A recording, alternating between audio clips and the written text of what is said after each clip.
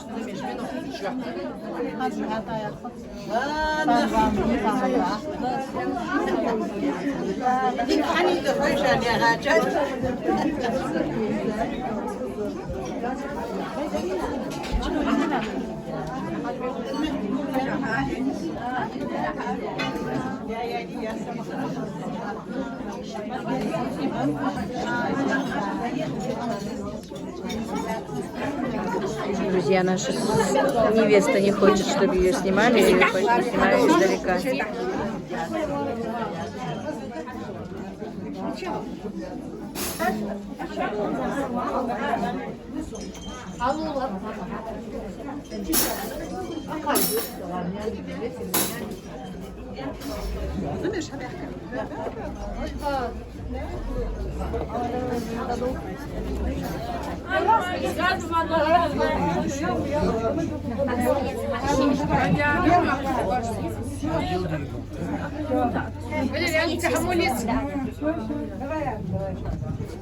Saç hani saç. Cemila saç. Телефон, они ищут, а я хлеб.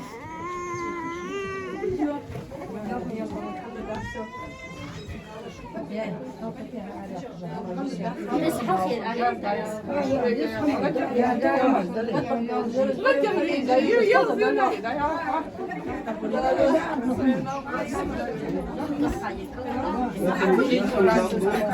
يخري ناخذ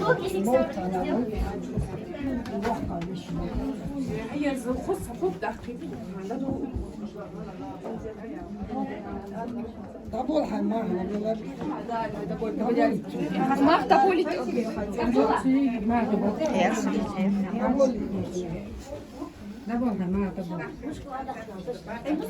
حبا هيدا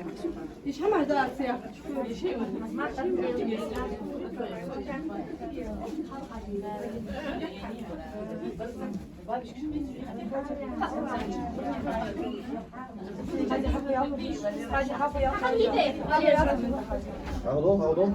جميلة كحني ايش معك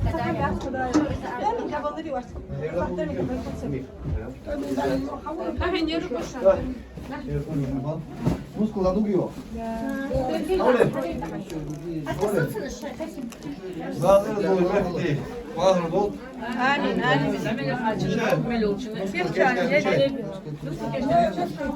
Yarım zayıf.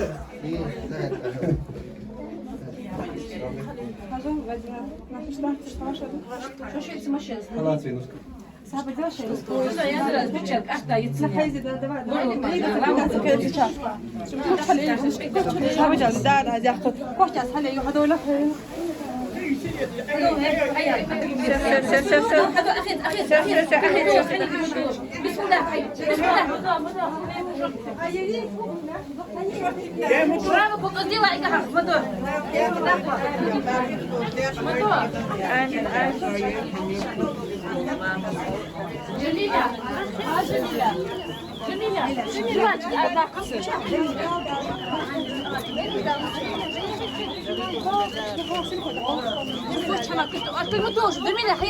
جميلة شي زمي يقعد حكي حاجة حمخ ده ما بقول ايش كنتوا صاحب لي شي ده شو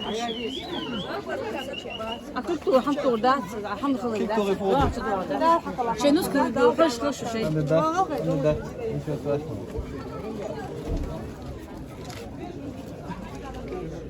Coś mu dać hamie chybiło.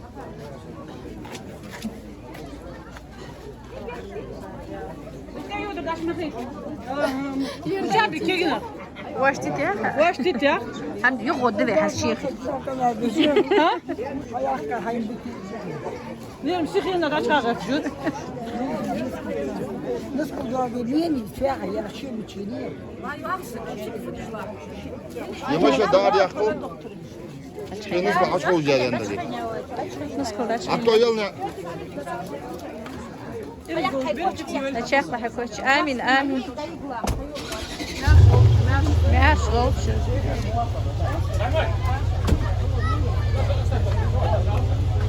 عرضوا وشجع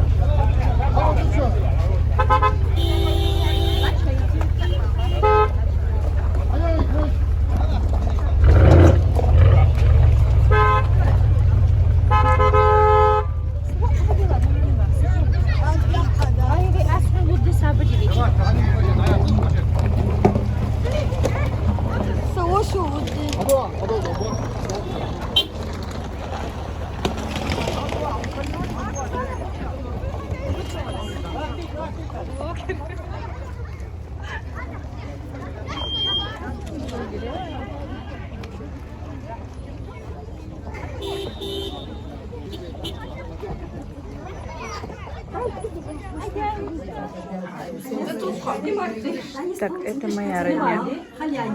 Вот это вот двоюродная сестра моя. А это двоюродных братьев жены. И это мои племяшки. Это моя сноха. Передай привет моим. Моего брата жена. Свою сноху я хочу хорошо показать.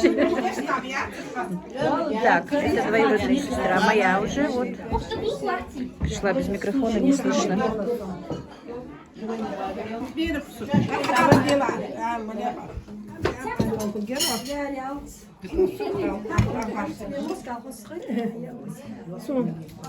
Копченый чего хочешь, мама?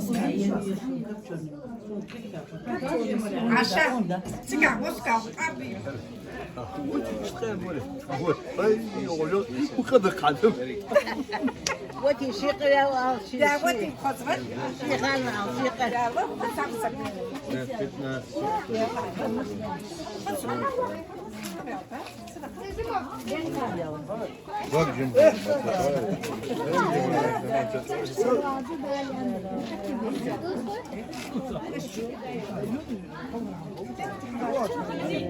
и всегда угортам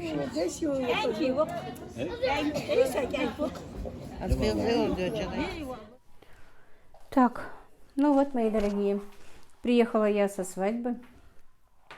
И знаете, ехала, вроде бы было тепло и солнечно, а приехала уже по пути, даже уже когда ехала, пасмурно. Сейчас немножечко моросит. Признаюсь вам честно, когда после поездки я устаю, голова болит, мигрень начинается, полежала немножко, отдохнула, поотвечала на ваши комментарии. И хочу вас поблагодарить за ваши комментарии, за ваши подписки, за ваши лайки. Огромное вам спасибо. Благодаря вам у меня канал продвигается. И, конечно, это мне очень приятно. Я вам безмерно благодарна. Спасибо вам большое. И буду надеяться, что вы будете со мной, что вы не разочаруетесь, вы не оставите меня. И вот так вот мы будем с вами дружить и общаться. Ну, а сегодня я так вроде бы ничего такого не планирую делать, потому что, ну, обычно после таких вот поездок действительно мне неохота бывает что-то делать. Да и погода такая. Но у меня стоит купленный инжир, друзья. И мне надо из него что-то сделать. Так, сейчас я вам покажу его. Вот, значит, вот такой вот инжир. Но покупала я его, помните, позавчера, когда была на рынке. Но дело в том, что из-за того, что приводили ко мне мальчика, я не успевала сварить из него варенье. И признаюсь вам честно, девочки, мальчики, наверное, я никогда не варила из инжира варенье, и хочу его сейчас попробовать. Оно мне, ягоды инжира мне нравятся, если честно, сами по себе, вот в таком виде. Но моим мальчикам вообще не понравились, сказали, что это такое. Но, говорят, инжир очень полезен, поэтому хочу сделать еще и варенье немножко. Ну, купила я всего 2 килограмма. Ну, за то время, что оно у меня стояло, 400 грамм мы уже поели, получилось, что у меня осталось 600 грамм, кило 600 грамм инжира. И, друзья, как я сказала, я варенье никогда не варила. Ну, конечно, полезла в просторы Ютуба. И нашла у одной хорошей блогерши, и мне нравятся ее рецепты. Просто говорят, что нельзя называть имени. Я не из-за того, чтобы не делать рекламу, от моей рекламы там у нее ничего и не будет, потому что это крупный блогер. Ну, взяла вот у нее рецепт, не стала долго искать, думаю, раз она показывает, значит, должно быть хорошо. Посмотрим. Друзья, я еще собираюсь покупать инжир. Если кто-то варил варенье, если я сейчас делаю что-то неправильно, а у вас получалось оно более красивее, вкуснее, но вкуснее мы не поймем, напишите мне, я буду вам благодарна. Потому что я хочу еще купить, я и зеленый инжир купила килограмм, но я с Танзилой его мы поели на варенье, мне его уже не хватило, был только килограммчик. Вот пока еще есть инжир, хочу из него варить варенье. Все. Так, значит, для того, чтобы сварить инжировое варенье, там говорилось, что нужно сварить сначала сироп на килограмм инжира, 150 миллилитров воды и килограмм сахара.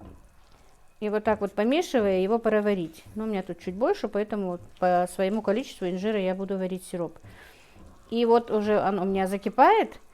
5 минут после закипения он должен у меня повариться. Так.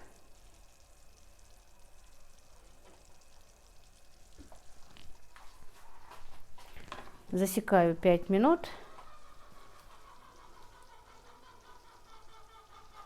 А тем временем мне нужно, инжир я промыла высушила, даже салфеткой обсушила. Мне нужно его проколоть. Но он у меня, конечно, очень перезрел, потому что стоит 2-3 дня уже. Но, тем не менее, я его проколю вот в нескольких местах, вот так вот. Можно вилкой обычно, я вот таким вот этим. Он был очень такой крепкий, когда я покупала, но не знаю. Скорее всего, конечно, наверное, варенье будет не такое, как должно быть. Ну, посмотрим. Лишь бы не пропало. В следующий раз куплю и сразу же буду варить. Просто эти 2-3 дня была очень занята. То малышей мне привозили, то еще кое-что. И вот так вот. То гости у меня были. И вот, друзья, все уже, сироп кипит больше 5 минут, даже у меня получается. Проколола я весь инжир. И смотрите, что происходит после того, как я прокалываю инжир. Руки все грязные, ногти все грязные. Теперь быстро закинем сюда их. И будем варить. И хотела немножко сказать о свадьбе. Сегодня свадьба, которую я была на свадьбе. Ну, играли они скромную свадьбу, приглашали мало гостей, потому что пандемия, как вы знаете, у нас. И особенно, ну, обычно, когда у некоторых, когда дочки выходят замуж, не очень-то как бы зовут много гостей. Поэтому сегодня гостей у нас было не так уж много. Что-то хрипеть песок. Так, огонь я немножко убавила, потому что слишком сильно кипело. И да, опять-таки про свадьбу. Девочка не хотела, чтобы ее снимали, ну, в смысле, чтобы лицо ее было видно. Поэтому я свадьбу как-то сняла просто чисто немножечко, как бы, ну, как бы мой день, чтобы вам снять. Поэтому все буквально там не снималось. И, как я сказала, гостей тоже было мало. Вот так вот. Вообще я люблю варенье варить вот понемногу. Когда много сварено, оно все-таки не такое бывает. Даже малину, когда варю, я варю вот этой сковороде. Она у меня как бы универсальная.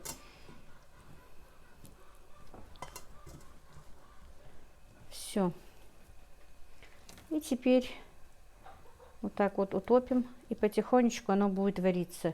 Она сказала, что нужно варить 45 минут. Но я не знаю, посмотрим, как это будет происходить. Не буду больше мешать. Потихонечку сейчас будет, как закипит, убавлю огонь, пока еще не кипит. Ну и вот, девочки, у меня уже минут 15, как варится вот так вот варенье на среднем таком, ну, на небольшом, можно сказать, огне. Как видите, ничего, хоть и был перезревший у меня инжир, пока все нормально. Ну, будем смотреть, что будет дальше. Ну и вот, друзья, минут 15 у меня варится, как видите, инжир, варенье из инжира. Хотя у меня и был инжир перезрелый, но пока еще ни одна ягода как бы не, видите, они все целые пока, ну не буду больше теребить. Вот так вот потихонечку оно у меня варится. Ну и вот, друзья, уже полчаса варится мое варенье, как бы. Ну, вроде бы все нормально, как видите. Пока ничего не разварилось. Ну, надеемся, все уже, наверное, больше, конечно, и не разварится инжир. Посмотрим, если понравится, то буду еще покупать инжир и еще варить. И надо купить еще этот белый инжир, посмотреть, какое из него получится варенье, как бы. Так, ну вот, друзья, значит, варенье у меня почти сварилось. Уже варится 40 минут, наверное. Не наверное, а 40 минут. Значит, что мы делаем дальше? Так. Нужно добавить на килограмм 3 ложки лимонного сока отжатого. 2, 3. У меня тут больше. Я добавлю 4, 5. Вот. 5 ложек лимонного сока. Ну, я в описании обязательно напишу. Я и в тот раз говорила, в описании напишу, забыла, но потом при печеночный торт все-таки написала. Видите, ничего не разварилось, все хорошо. И теперь еще 5 минут пусть покипит оно. Банки, как видите, я стерилизую вот так вот, залила кипятком, накрыла крышкой и поставила. И за то время, что оно у меня варится, потихонечку поставила для супа курочку такую. Буду варить супчик маме, ну и нам, кто поест. Так, вот так вот помыла и положила обсушить сливу. Это одна партия, еще надо будет. Хочу ее положить в дегидратор, буду сушить. Но сначала выну, конечно, косточку. Быстрее высушится. Хотя я с косточкой сама люблю. И вы знаете, очень вкусно получается сушеная слива, сушеная вишня. Мне понравилось. Буду сушить там еще и яблоки, и, наверное, и грушу. Потихонечку все буду сушить. Было бы, конечно, здорово, если бы она была помощнее. Но говорят, вот если газовая плита конвекторная, то в ней тоже очень хорошо сушится и объем больше. Но моя газовая плита обыкновенная. Так, друзья, значит, варенье у меня сварилось. Сейчас зальем. Вот я его немножко пораньше вынула, ну, положила и поставила в холодильник, чтобы немножечко оно как бы прихватилось. Я надеюсь, видно, какое оно. Вот, пока я не пробовала. Сейчас быстренько налью в банки.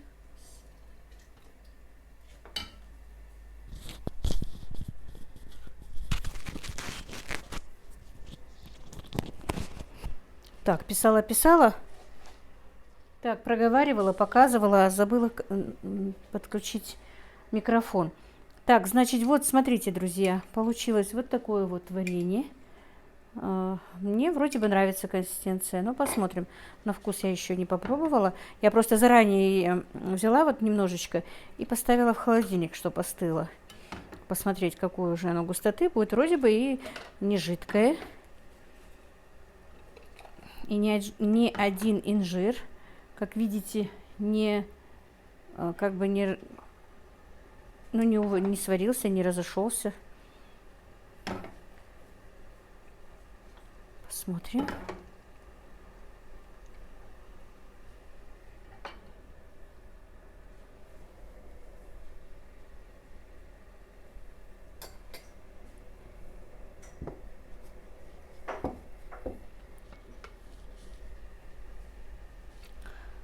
Так, мне еще обещали малину привезти.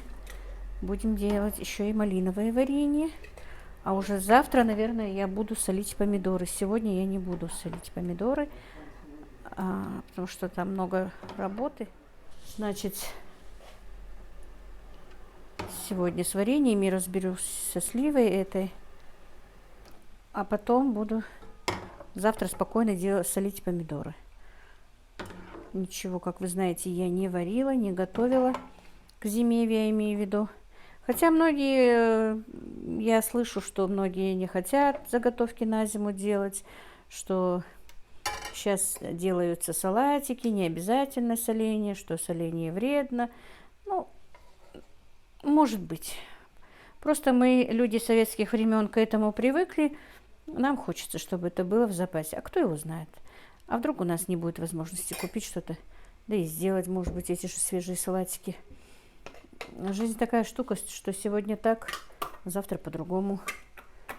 И нельзя всегда быть уверенным в себе, что всегда будет хорошо. Поэтому я все-таки сделаю. Может быть, и не такой большой запас, как раньше. Потому что у меня в доме 4 мужчин. Все-таки они любят. Я готовлю часто наши лепешки, пышки, пирожки. С ним все равно нужна какая-то вот именно вот, не знаю, все-таки соленая, именно вот засолка какая-то бывает нужна. Поэтому всего понемножку мы с вами сделаем, я надеюсь. Конечно, если пока я это все буду делать, все не подорожает до такой степени, что я не смогу купить. Ну, будем надеяться. У меня помидоры пока стоят. Правда, мы уже эти 3 дня хорошенечко их подъели. Ну, сколько будет, столько будет. Потом еще куплю. Может быть, ну, завтра вряд ли куплю. Потому что погода такая пасмурная, дождливая. Когда дожди, обязательно наценивают на овощи. Ну, все, друзья. Получилось 3 700-граммовые баночки инжирового варенья. Или варенье из инжира. Потом продегустирую, посмотрю и скажу вам, вкусное ли оно или нет.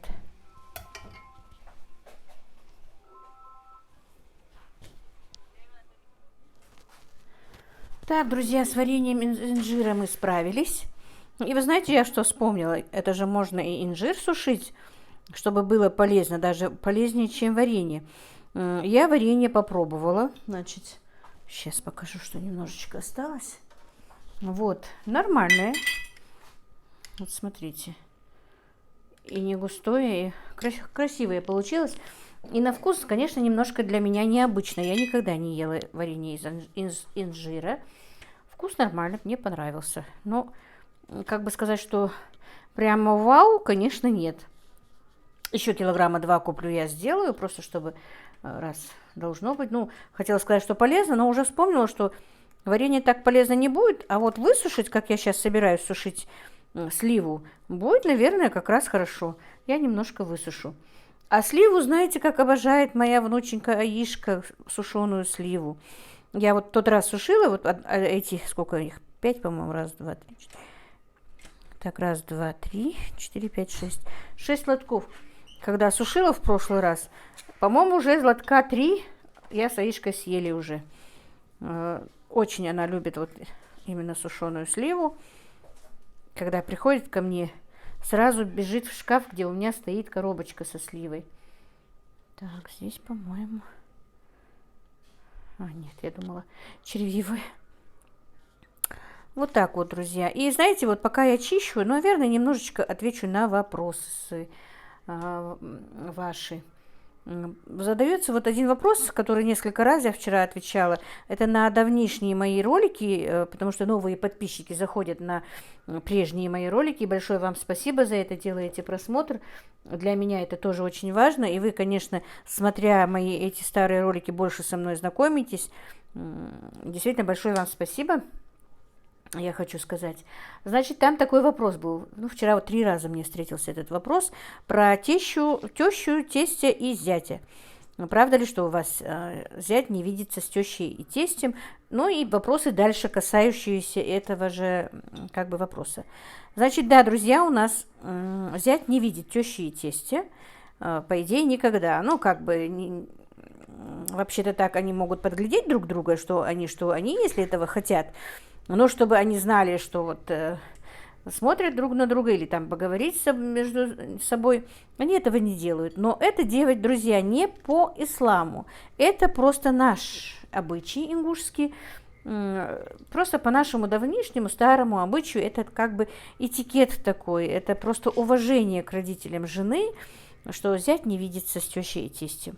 И зятя у нас действительно очень почитают. Как бы вот, когда приходит в гости, и зять может прийти в гости, он приходит, он может прийти, просто он не видится с тещей и тестем. Дома же будут еще, бывают же братья, сестры, снохи, вот уже он с ними сидит, он может и долго сидеть, и угощать его будут, и будут его угощать как бы вам сказать, уважительно очень, как дорогого гостя, вот все как бы раньше вообще для него... В принципе, ну, сейчас просто для всех есть все, а раньше-то, как у нас делалось именно, что обязательно стояла еда для гостей, никто до нее не дотрагивался, оно через какое-то время менялось, если там должно было там что-то портящееся, то это менялось, но всегда был запас, неприкосновенный запас для гостей, ну и, конечно, для зятя. У нас даже есть галушки зятя, которые называются, они так заворачиваются, потому что вот, ну вот именно хотели как-то уважить зятя. Ну вот дело в том, что да, действительно по нашим обычаям зять не видится. А еще был вопрос, что тогда свекор со свекровью видится с невесткой. Но, скорее всего, был этот вопрос такой, что до свадьбы, наверное, видится ли свекор со свекровью с невестой. Иногда нет. Иногда вот выбор жениха, говорят, где это, где может просто по фотографии они увидеть. Вот, например, сын пришел, сказал, что вот там-то вот девочка, но он никогда это не скажет родителям, он скажет кому-то, там, сестре, брату, двоюродному брату, ну, как-то родителям дадут знать, что вот ваш сын хочет вот жениться вот на такой-то девочке. Потом начинается как бы уже искать, кто, что, спрашивать, расспрашивать родственников, что из себя эта девушка представляет, как бы, есть ли родство между ними, чтобы вдруг нельзя будет, например, на ней жениться. То же самое делает и сторона девушки. Если вот уже со стороны жениха пошли люди, то и сторона девушки тоже это же то же самое делает. Узнает про парня, узнают про родителей. Все это делается, потому что, в принципе, республика маленькая, друг друга практически все знают. Обязательно какой-то родственник будет, или родственника родственник. И вот так вот по связям узнают, что из себя представляет парень, что из себя представляет девушка, и могут ли они, ну, как бы соединить свои судьбы. И поэтому вот иногда женятся и выходят замуж за знакомых, а иногда совершенно за незнакомых, ну, например, друг другом они знакомы, а вот родители могут не знать девушку только по фотографии. Такое тоже бывает. Вот. Ответила вам на такой вопрос. Значит, что еще был насчет, вот вспоминаю, и надо вообще-то записывать эти вопросы, все время говорю себе, буду выписывать, что и как. Вот, ответила на этот вопрос. Так, друзья, и был у меня еще один вопрос такой, значит. Расскажите о свадьбе. Это Ириска Крапка писала. Особенно о том, ходят ли с семьей на свадьбу, или муж с женой не могут вместе ходить на праздники или на свадьбу. Так, значит, отвечаю. Ну, о свадьбе, что рассказать о свадьбе? Да, и о свадьбе тоже расскажу, может быть, даже после ролика возникнут некоторые вопросы. И был еще тоже вопрос именно о свадьбе, почему нет жениха на свадьбе. Несколько вопросов, хорошо, что я вспомнила. Значит, у нас на свадьбах, как таковых, на свадьбе у девушки, кроме того, кто приезжает забирать невесту, со стороны жениха не бывает гостей. Вот приезжают на машинах, там несколько машин, приезжает девушка и парень, и приезжают 3 старика, которые, 3-4 старика, ну, старика, некрасиво, конечно, сказать, 3 мужчин, которые приезжают делать никях. Все. Они, как только это сделают никях, как заберут вещи, как заберут свою невесту, все, они уезжают. У нас с невестой никто не едет. Вот у чеченцев есть обычай, с невестой едет одна женщина, а у нас нет. У нас вот одну невесту забирают только. Конечно, немножко страшновато, но это так. И что жениха, как я сказала, на свадьбе тем более не бывает, если даже родственников жениха нет на свадьбе. И как такового жениха не бывает видно и в день свадьбы, и в собственном доме. Жених в день своей свадьбы обычно сидит у соседей, собирает своих друзей, с ним его друзья, родственники, знакомые. Они как бы вот сидят отдельно своим столом, просто сами. Жених обычно не появляется, пока у него в доме гости, его не видно. Ну и вообще раньше, сейчас-то еще не так, но вот раньше даже несколько дней он не появлялся дома. Он стеснялся, обычно парни стеснялись показываться на глаза отцу, показываться на глаза старейшинам, старшим после женитьбы. Ну, сейчас не очень-то, конечно, этого придерживаются, но в день свадьбы, по крайней мере, до темна, пока посторонние гости в доме, жених домой не приходит. Вот так вот. И насчет того, как ходят на праздники, в гости, куда-то муж с женой. Конечно, вместе. И муж, жена, дети, если есть у вас, если их нету и без детей, едут вместе. Вообще-то еще был какой-то вопрос. У меня вот в моем ролике, где ифтар мы делали, мои заловки, мои племянники, все сидят вместе за столом. Если нет посторонних мужчин, если мы близкие родственники, то мы садимся за столом вместе с нашими мужчинами. Это не возбраняется. Просто обычно за столом с посторонними мужчинами, конечно, женщины не садятся. А так, если двоюродные братья, двоюродные сестры, дяди, тети, Обычно вот они могут вместе сесть за стол, за праздничный стол, за просто стол, поговорить, и поесть, и пообщаться. Это тоже не возбраняется. И на свадьбу, как я сказала, едут вместе. Вот, едут вместе, но, конечно, уже мужчины на свадьбе сидят отдельно, женщины отдельно. Жена уже заходит туда, где комната женщин, там, а муж отдельно с мужчинами. Так, ну и вот, друзья, теперь будем устанавливать на этот дегидратор. Вот 6 лотков я наполнила. Ибрагим установит, чтобы там не мешала на кухне, потому что практически сутки приходится, чтобы она стояла. Он у меня вот тут вот стоит на столе как бы.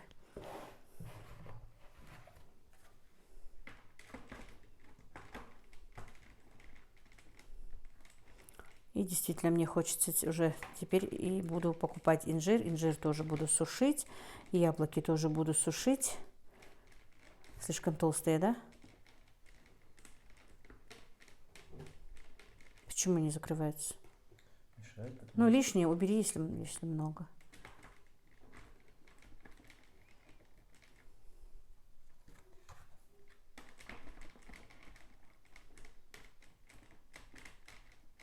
Все. И на 70 градусов на 24 часа ты ставишь, да? Вот. А ну. Там 70? Угу. Возьми, покажи вон сливы на руках, чтобы я тебе показала. И вот такая вот сушеная слива получается, друзья, очень вкусная, не пересушенная, прям вот, я не знаю, я прямо вот, так, не видно, короче, я очень довольна этой сливой, как она сушит. Ну, конечно, как я сказала, если так дома, в больших емкостях, ну, для большой семьи нужна, конечно, помощнее такой, вернее, дегидратор. Это сейчас не реклама идет, девочки, это я просто говорю, что есть. Так, и вот видите, друзья, закончила я, поставила сливу, и сегодня у меня сын вот на кухне делает ремонт. Ремонт мы делаем потихонечку, как бы уже месяца 2, по-моему, у нас протекает ремонт. 3, вот видите, даже 3, сам признается. Ну, просто он по одной стене делает, надо же несколько слоев наложить. Он работает, хотя сейчас я его оправдываю, но... Не совсем, не лень. Вот видите, вот я оправдываю перед вами, а в действительности он большой лентяй. Давно бы закончил, я постоянно его ругаю за это, что у меня недоконченное все. Видите, вот видите, шумит быстрее, шумит сильнее, чтобы я не говорила о нем. Вот такой вот плохой сын у меня, Джабраил. У нас вот так вот все в процессе, все вместе. Ну, надеюсь, пойдет дело сейчас, немножко сдвинется с мертвой точки. Вот, оказывается, он вот эти вот... Тут что у тебя, маяки были?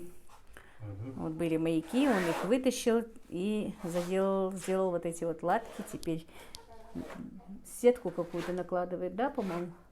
Да. Чтобы трещин не было. Теперь еще один слой. Короче, я не знаю, если он будет мне делать ремонт в большой моей кухне, если здесь 3 месяца, то там 3 года, наверное, да, мне придется ждать. Как ты думаешь? Через какое-то время ты мне это сделаешь? Я тебя спрашиваю. Я не знаю, когда я начну. Ну ладно, друзья, вот на этой ноте как бы я сегодняшний свой влог закончу. Всех благ вам, мира и благоденствия. Вообще-то хотела сказать в начале ролика, но сейчас скажу, просто очень многие люди заходят именно, видимо, для того, чтобы посмотреть готовку. Но у меня может быть, кто-то посмотрит до конца, но вряд ли. У меня не кулинарный влог. Как-то-нибудь я буду говорить, может быть, даже сниму и скажу, что впереди ролика сказать, что ли. Потому что много пишут, что, ну, зачем это показывать, зачем то показывать. Показали готовку, и все, и идите дальше, как бы. Даже в таком тоне мне начали писать. Но у меня не кулинарный влог. Друзья, я показываю свой день. На этом все. Спасибо вам большое еще раз. Ну вот, как-то так.